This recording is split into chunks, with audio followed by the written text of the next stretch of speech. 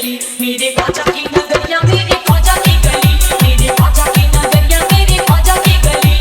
जन्नत से एक चादर देखो झूम के चली, जन्नत से एक चादर देखो झूम के चली, मेरे ख्वाजा की नगरिया मेरे ख्वाजा की गली, मेरे ख्वाजा की नगरिया मेरे ख्वाजा की गली।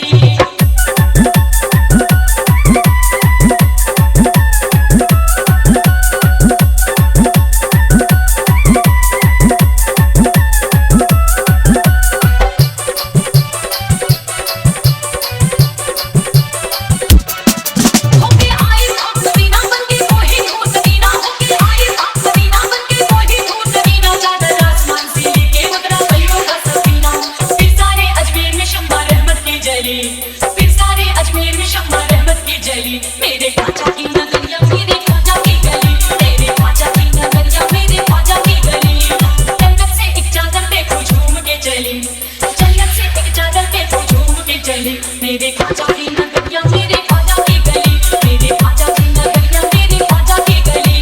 जन्नत से एक चादर देखो झूम के चली, जन्नत से एक चादर देखो झूम के चली, मेरे ख्वाजा की नगरिया मेरे ख्वाजा की गली, मेरे ख्वाजा की नगरिया मेरे ख्वाजा की गली। आप सुन रहे हैं डीजे सलमान सलमान केवलपुर केवलपुर नबी को चादर से है प्यार है दिल चादर पे निसार, नबी को चादर से है प्यार है दिल चादर पे निसार। भेजा है वलियों के हाथों मेरे ख्वाजा के दरबार, गुलशन महका महक से जिसकी महकी हर गली, गुलशन महका महक से जिसकी महकी हर गली, मेरे ख्वाजा की नगरिया मेरे ख्वाजा की गली, मेरे ख्वाजा की नगरिया मेरे ख्वाजा की गली।